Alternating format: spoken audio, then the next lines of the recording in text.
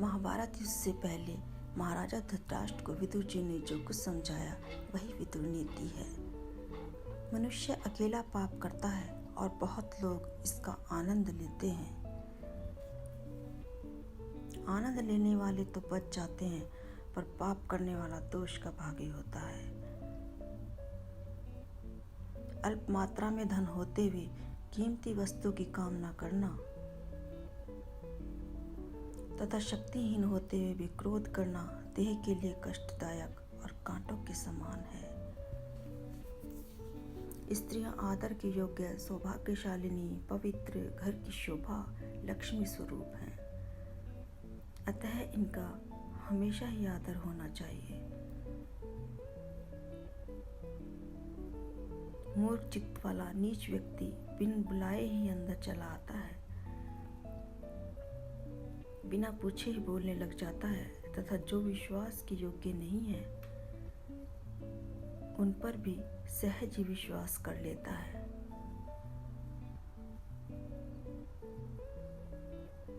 पर स्त्री का स्पर्श, पर धन का हरण और मित्रों का त्याग रूप, ये तीनों दोष काम, लोभ और मोह से पैदा होते हैं। जो बहुत धन, विद्या और ऐश्वर्य को पाकर भी इठलाता नहीं, वही असली ज्ञानी है। जैसे समुद्र के पार जाने के लिए केवल नाव ही साधन है, उसी तरह स्वर्ग के लिए सत्य ही एकमात्र सीढ़ी है। जो अपना आदर और सम्मान होने पर खुशी से फूल नहीं उठता और अनादर होने पर क्रोधित नहीं होता, गंगा जी के कुंड के समान जिसका मन शांत होता है वही ज्ञानी कहलाता है। केवल धर्म ही परम कल्याणकारक है, एकमात्र क्षमा ही शांति का उपाय है। एकमात्र विद्या ही संतोष देने वाली है और अहिंसा परम सुख देने वाली है। जो अच्छे कर्म करता है तथा बुरे कर्मों से दूर रहता है, जो ईश्वर में भरोसा रखता है और श्रद्धालु है, वही असली पंडित है। जो विश्वास के योग्य नहीं है उस पर तो कभी विश्वास करना ही नहीं चाहिए, पर जो विश्वास के योग्य हैं उस पर भी विश्वास नहीं करना चाहिए। विश्वास से जो भय उत्पन्न होता है वह मूल उद्देश्य का विनाश कर देता है। जिस व्यक्ति में शक्तिशाली होते हुए भी क्षमा करने का गुण हो तथा जो निर्धन होते हुए भी दान देता है, ऐसे लोगों का स्थान स्वर्ग से भी ऊपर होता है।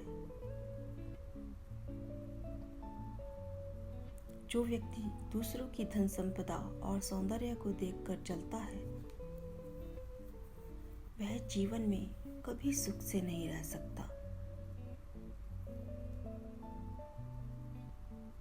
धन, संपदा तथा सौंदर्य ये सदा नहीं रहते, वक्त आने पर फीके पड़ जाते हैं।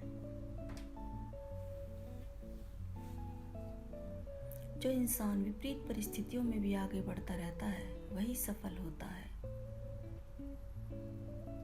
वही बहादुर कहलाता है तथा वही सब जगह सम्मान पाता है।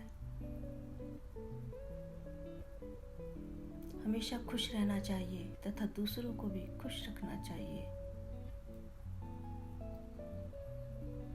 ऐसा इंसान जो बुद्धि के हिसाब से चलता है वह हर काम में आगे रहता है। निरोगी होना, ऋण मुक्त होना, अच्छे मनुष्यों का संग, अपने अधीन जीविका होना तथा निर्भय होकर जीना संसार के सर्वोत्तम सुख हैं। जो लोग कर्म से ज्यादा भाग्य के भरोसे रहते हैं उनके जीवन में उन्नति नहीं होती।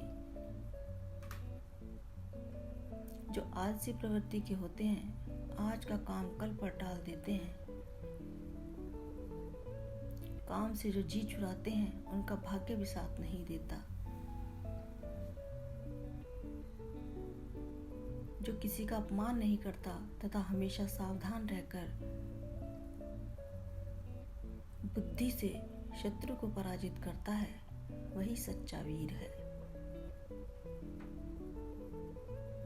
कुछ व्यक्ति गुणों से धनी होते हैं और कुछ धन से, परंतु धनी होते हुए भी जो गुणहीन है उसका त्याग कर देना चाहिए।